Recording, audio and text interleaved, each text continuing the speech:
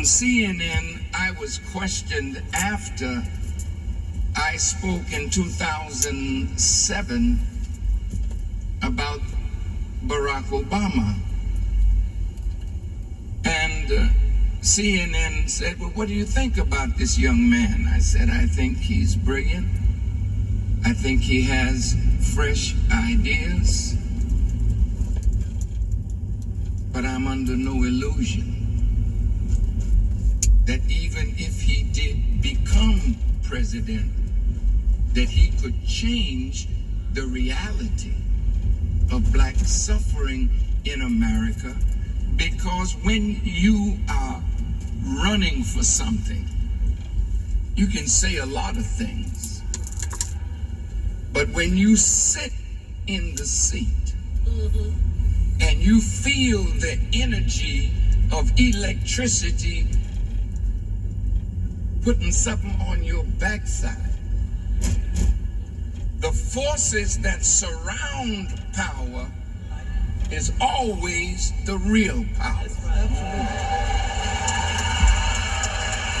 President Obama does not run this country.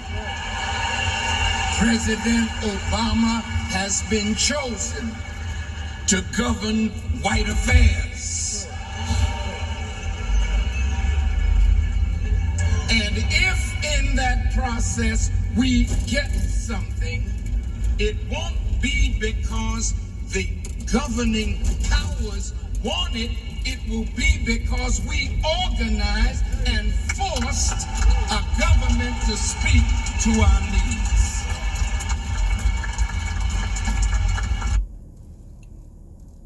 Well, we know how that worked out. That was back from 2010. And Barack Obama has come, gone, and now we're dealing with the soon to be an exit for a person who should have never been in politics, but was elected to be the president of the United States in his first go round. Now we sit with a person who was ran not once, not twice, not 3 times, but 4 times. And he is the new president-elect, the former vice president to Barack Obama, Joe Biden.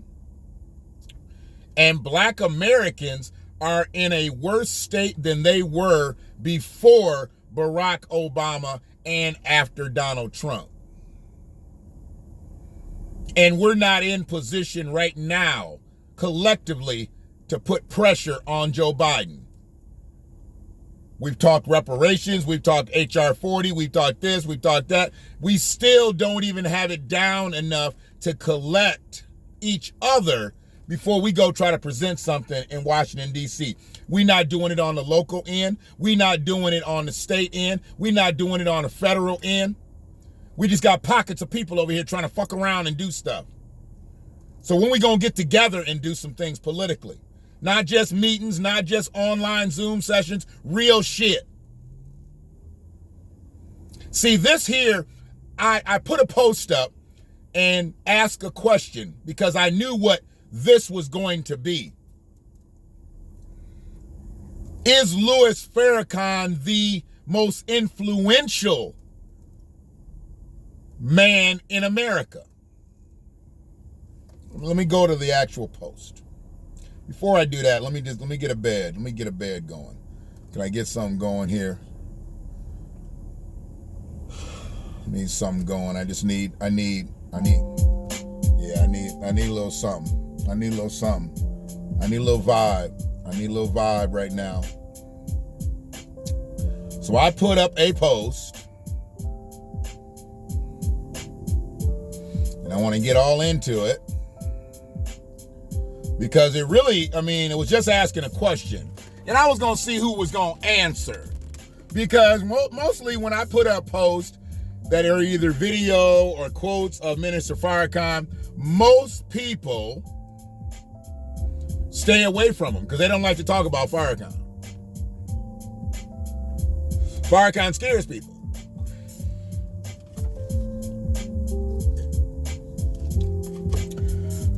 So I put up this post. Excuse me.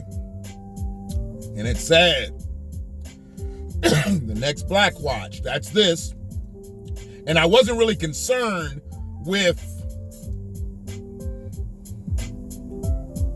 anybody responding to the post. I was just letting people know this is what I'm gonna talk about next. So I'm gonna go through it. The next BlackWatch, which is this. Welcome to the BlackWatch. Hopefully you subscribe to the channel if you are watching this clip right now. Louis Farrakhan, the most influential black man in America. I put a question mark. I didn't make a statement and say that he was. I put a question mark. Louis Farrakhan, the most influential black man in America. Then I got a couple people that chose to chime in. The first person that chose to chime in was a Caucasian woman named Diane Brainerd. She is a citizen of Ann Arbor. She's been around here for a long time.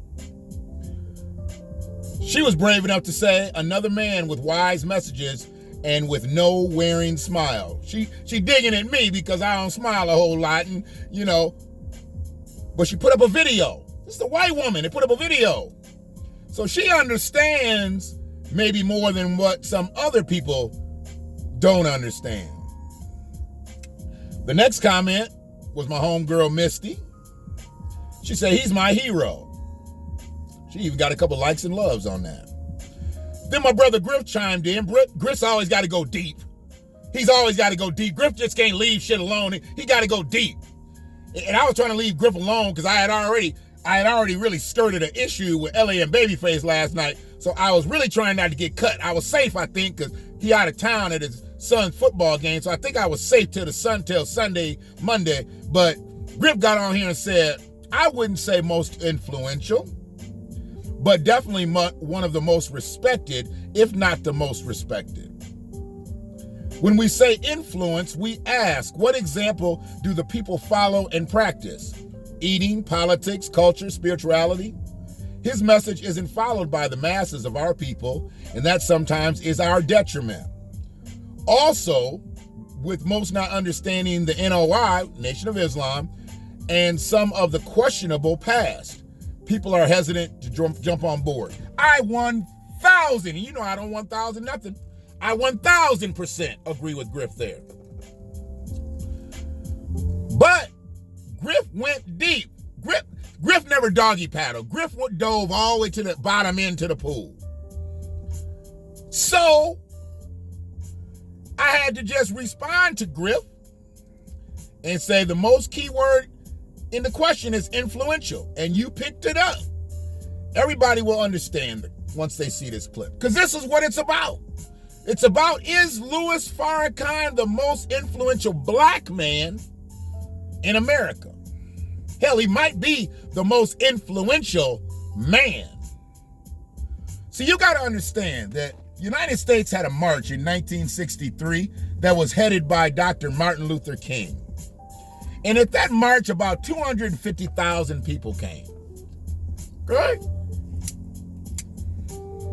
From 1964 to 1994,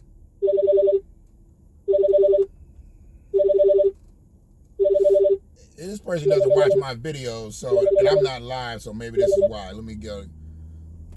Yes, sir. I'm recording right now. What do you want?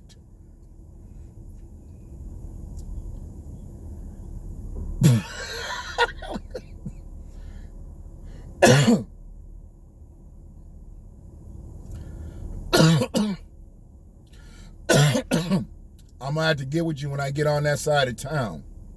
I got a plan. You talking about the thing we talked about last. I got a plan. Yeah, I got a plan, but I'll talk to you when I get back on that side of town in a couple hours.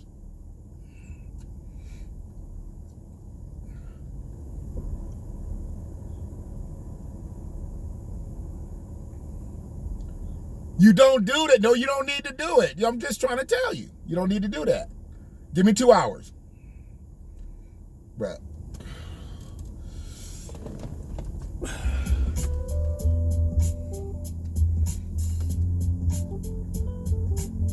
Farrakhan in 95, because from 64 to 94, there was nothing. And Farrakhan in 95, okay, 95, did the Million Man March. Now, there's been a debate about how many people actually went to the Million Man March. Anywhere from 400 to 500,000 to 1.1 million. I don't know. I guess they could gauge how many people were out in the field and how many people were around, whatever. So it's been a big debate. They said if they were going to estimate it, could have got as high as about 800,000. So you got to understand, from 63 to 95, there was actually nothing that happened. Well, 64 to 94, because 63 was the march and then 95 was the Million Man March. But 64 to 94, nothing happened. There were no marches, no big political marches. You had some shit happen with some different groups and everything, but no big marches. So then you have the Million Man March. In 97, 2 years after the Million Man March, they put 750,000, they said it was mostly black women, if not all black women, in Philly. They did a march in Philly. Then you had the Million Woman March. What was it called? Was it called the Million Woman March? That was in 97. Then the Million Woman March in 17, they was protesting Donald Trump. They put 500,000 women in Washington, D.C. They said about 4.6 million all around the country, maybe 5 million worldwide. So like 10 million people got together because they was mad about Donald Trump becoming president. 62 million wanted him to be president. 10 million was mad that he wasn't. I guess it was mostly women though.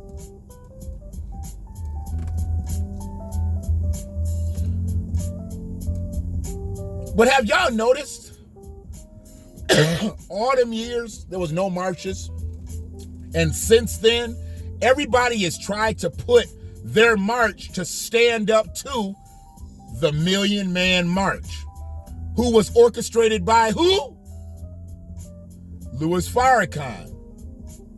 Louis Farrakhan started a trend that nobody really will ever give him credit for. Louis Farrakhan didn't do what Martin Luther King did. Louis Farrakhan doubled it, tripled it, and maybe quadrupled it. See, they would have never wanted to say that Louis Farrakhan put 1 million men in Washington. Black men. They said black women stay home. This is a black man thing. In all these other marches, the march that King had in 63, that was men and women, and he got 250,000. Louis Farrakhan put 700, maybe 800,000 in the field. One black man. Not a political figure. Not a well-liked political figure.